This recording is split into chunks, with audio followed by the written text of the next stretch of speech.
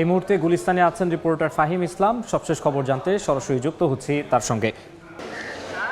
বাফুফের যেই কোচ নিয়োগ, সেই কোচ নিয়োগে কিন্তু নতুন একটা মোড় নিয়েছে। আজ 15ই মে আজ কিন্তু কোচের যে নাম, সেই নামটি ঘোষণা করার কথা ছিল। বাফুফের সভাপতি তাবিত আউয়াল গত 3 দিন আগে ন্যাশনাল টিমস কমিটির যে বৈঠক হয়েছে, সেই বৈঠকে বলেছিলেন তিনি আজ হয়তো নাম ঘোষণা করবেন। তবে এখন পর্যন্ত আমরা যতটুকু খবর জানতে পেরেছি বাফুফে থেকে, কিছুক্ষণ আগে বাফুফের সাধারণ সম্পাদক কথা বলেছেন, তিনি বলেছেন যে আজ কিংবা আরও 2-1 দিন সময় নিতে পারে বাফুফের যে কোচ নিয়োগের সেই বিষয়টাতে। এবং কি আজ সকালে যুব ও ক্রীড়া প্রতিমন্ত্রী, যিনি আসলে কোচ বিষয়ে শুরু থেকেই নজরদারিতে রাখছেন যে কোচ যে বিষয়টি, সেই বিষয়টি নিয়ে তিনি কথা বলেছেন। তিনি বলেছেন যে বাংলাদেশের যে সামনের যে 2 বছর, সেই 2 বছরের যে খেলাধুলা, সেই খেলাধুলা বিবেচনা করে কোচ নিয়োগ দেওয়া হবে। এবং কি কোচের যেই নামগুলো রয়েছে, ক্রিস কোলম্যান থেকে শুরু করে হাই প্রোফাইল যে কোচ, সেই কোচগুলোর কিন্তু বেতন ভাতা, যে মাসিক যে বেতন ভাতা, সেই বেতন ভাতাও কিন্তু হাই হওয়ার কারণে কিন্তু যে বাজেট যে সংকট, সেই সংকটটা কিন্তু দেখা গিয়েছিল। যুব ক্রীড়া প্রতিমন্ত্রী পাশে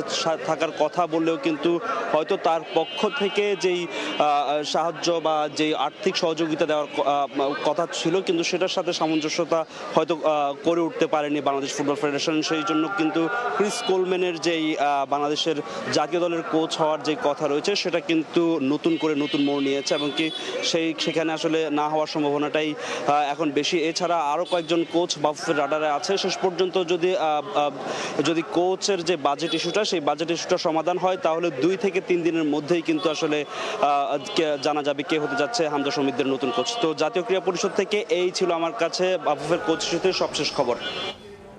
ফাহিম ইসলাম জাতীয় ক্রীড়া পরিষদ থেকে যুক্ত হয়ে বাংলাদেশ দলের কোচ ইস্যুর সবশেষ খবর জানাচ্ছিলেন।